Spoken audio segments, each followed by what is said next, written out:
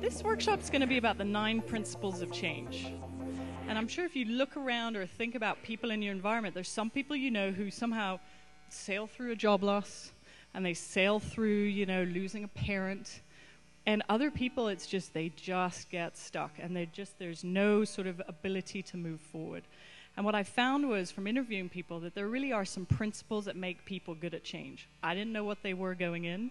I didn't know if I had these principles, so I really had no preconceived notions. But I was like, there must be a way to find out what people who are good at change, what they do, what they think, what they feel, what they believe. Just like the 7 habits of highly effective people, these are like the 9 principles of change. If you want to handle change well, any change in your life, here are some of the principles. So before we get started, I want everyone to take out their pads and answer a few of these questions. I want to bring sort of everyone into your life, your choices, your change. Here is the first question. Answer this question. Are you good at change, yes or no? One word. Yes or no? Don't look over at your neighbor. This is about your change. Your change. Are you good at change, yes or no? Second question. Someone that knows you well, would they say you're good at change, yes or no? Sometimes our perception of ourselves is very different. Some people would say, oh, she's great at change. And you're like, oh my God, not at all, I hate it. So the ability you have to influence someone else who actually does think you're good at change is very different. Third question. What is the best change that you've ever made? Best change you've ever made. Fourth question. What is the hardest change you've ever gotten through? Hardest change, didn't think you were going to get through it. Took every ounce out of you. Every bit of faith, hope, prayer, friends. Hardest change you've ever gotten through. Do not be surprised sometimes if the best change you've ever made was also the hardest change you made. That certainly has happened for quite a few people. Sometimes a divorce is the hardest change, but it can also be the best. Next question. What is a change that you would love to make? You get one change. What is the change you would love to make? What is the number one excuse that's in the way of that change? Write it down. This is for you. I'm not going to get you to share. 2 more questions. What is the number one belief that you go to during times of change in your life? Number one belief. Life sucks. I'm unlucky. This too shall pass. God is on my side. What should I eat?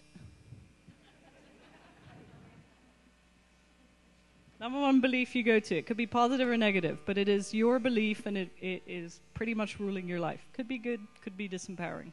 Final question. Rate yourself, scale of 1 to 10. I want you guys to give yourselves a change quotient. Scale of 1 to 10. 1 is you hate change, you're terrible at change, you never want to change. Change is the worst thing. You are the change pessimist of the century. Those are the ones in the room. 10s are you're good at change, you love change, you embrace change, you know that change is on your side, life is good. Where are you on the scale of 1 to 10? Just place yourself. So everyone got their questions answered? All good? Okay, so now you get a sense of sort of where you are, what's going on, how good you are at change, where it's coming. So here are the 9 principles of change. I'm going to go through these. I'm going to leave about 10-15 minutes at the end for any questions that you have. We can take it from there. The first principle. People who successfully navigate change have positive beliefs. People who successfully navigate change have positive beliefs. They are optimists. Beliefs about what?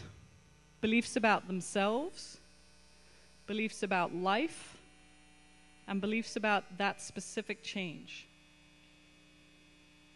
So beliefs about yourself. What you say to yourself is either keeping you trapped or giving you your freedom. So what you say when you look at yourself in the mirror, what you say when you interact with someone, is either hypercritical or kind. So I want you to write down, what is the worst thing you tell yourself consistently? I am fat. I am an idiot. I am not good enough. Or all three of these. But what is the worst thing you tell yourself? Because people who are good at change have positive beliefs about themselves. They have high self-esteem. They believe that, they have something worthy. They are a gift. So where are you on the scale of I have positive beliefs about myself or my beliefs about myself suck? People who are good at change have positive beliefs about life. You heard me say the Einstein quote. They believe life is not conspiring against them. They believe that life is on their side, life is conspiring for good. If a job was taken away, it's because something better is coming. Life is on your side. That is the belief of a change optimist. Beliefs about the specific change you're going through. So is, for example, losing a job a bad thing? Or could it be the greatest gift ever? Most people I know who've lost a job have eventually moved into, thank God this happened. When you're in the midst of a change, it's horrible, you will never get to that place. But with some level of perspective, is divorce the worst thing or is divorce a gift?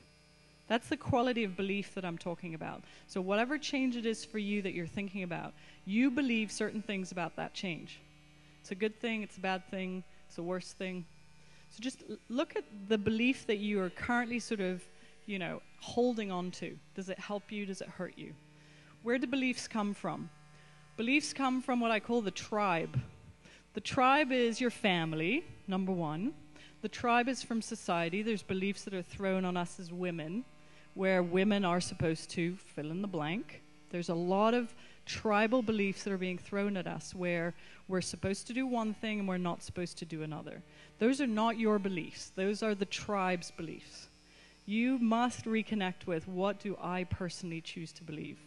Can I personally choose to become an author? Can I personally choose to become a single mother? Whatever it is that's important for you. It's not meant to be sort of the beliefs that are being thrown at us consistently. But really sort of looking at, are beliefs a good thing? Are beliefs a negative thing for you?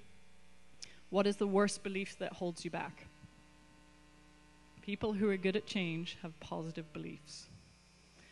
We might not know what's going to happen in the future, but I can assure you that the optimist will have a better job with it than the pessimist. So it's like, which camp do you go into?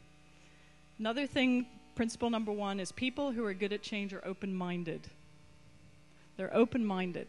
They do not know how things are going to turn out. They do not think the worst. They do not say there's never going to be another relationship or another job or another, financial sort of abundance. They are open-minded. So look at how open are you into letting answers, letting life guide you to something new and different. People who are good at change are open-minded. Principle number two is what I affectionately call the change guarantee. The change guarantee states that from this change, something good will come. This is by far my favorite belief. Write this down. From this change, something good will come.